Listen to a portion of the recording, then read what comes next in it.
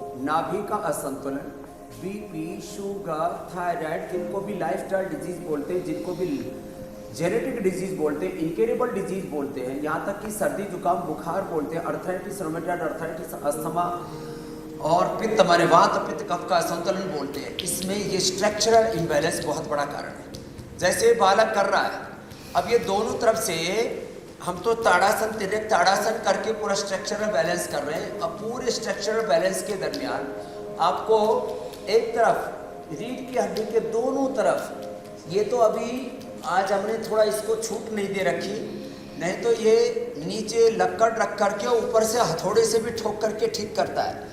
तो ये तो मजबूत लड़का हमारा प्रियांशु, एक बार जोरदार तालियां हो जाए प्रियांशु के लिए। इसने अपनी दादी माँ से सीखा। ये हमारा झारखंड का बालक है और ये आदिवासी इलाकों में, वनवासी क्षेत्रों में, बहुत गरीब पिछड़े क्षेत्रों में ये विद्या प्रचलित है।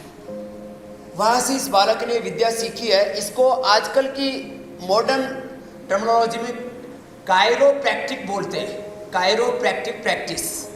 अब ये ताड़ासन तिर्यक ताड़ासन, अब इसके लिए एक है, फिर एक तरफ ऐसे पूरा ऐसे पैर किया, ये त्रिकोणासन, फिर कोणासन, फिर पादहस्तासन, फिर अर्धोष्ट्रासन। अब देखो हाथ ऊपर है ऐसे, अब इस हाथ को ऐसे देखना, दोनों हाथों की हथेलियां सामने की, एक तो हम साइड में झुकते थे वो, और एक ये ऊपर कंधे के ऊपर से ऐसे देखा, इस तरह से संतुलन बना के रखा, नीचे वाले हाथ का भी, नीचे वाले पैर का भी। अब जिनका थोड़ा सा ढकबकाने लगे तो ऐसे कोशिश करना, इतना ही कर ले, ज़्यादा पैर ना खोले, इतना कर, इधर से भी और दूसरी तरफ से ऐसे। देखो पैर को ऐसे सामने थे, एक बार ऐसे किया, फिर ऐसे चला गया साइड। अब ये हथेली भी सामने, ये भी सामने ऐसे। और इसके अलावा फिर दूसरी थेरापीज भी हम आज बताने वाले हैं। तो एक तो ये विद्या बताई और हाथ ऐसे कंधे के ऊपर से देखा, त्रिकोणासन का एक तो ये अभ्यास है।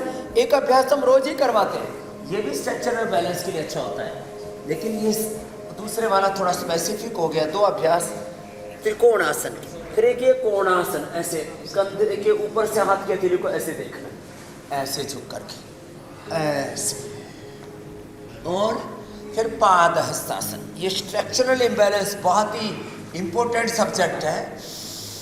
श्वास बाहर छोड़ करके आगे झुके, पादहस्तासन, फिर वृक्षासन, गरुड़ासन आदि कराते हुए आज पूरी प्रैक्टिस बता रहे हैं। और स्ट्रक्चरल इम्बैलेंस से 100 से ज़्यादा बड़ी बीमारियां पैदा होती हैं। बीमारियों के बड़े कारण less physical activity, less oxygen supply, stress, anxiety, bacteria, viral, fungal disease, bacteria, virus, fungus कारण होते हैं, इन्वायरमेंट कारण होता है, पोल्यूशन कारण होता है, गलत आदतें ये कारण होती है। उसमें से एक बहुत बड़ा कारण है स्ट्रक्चरल इम्बैलेंस।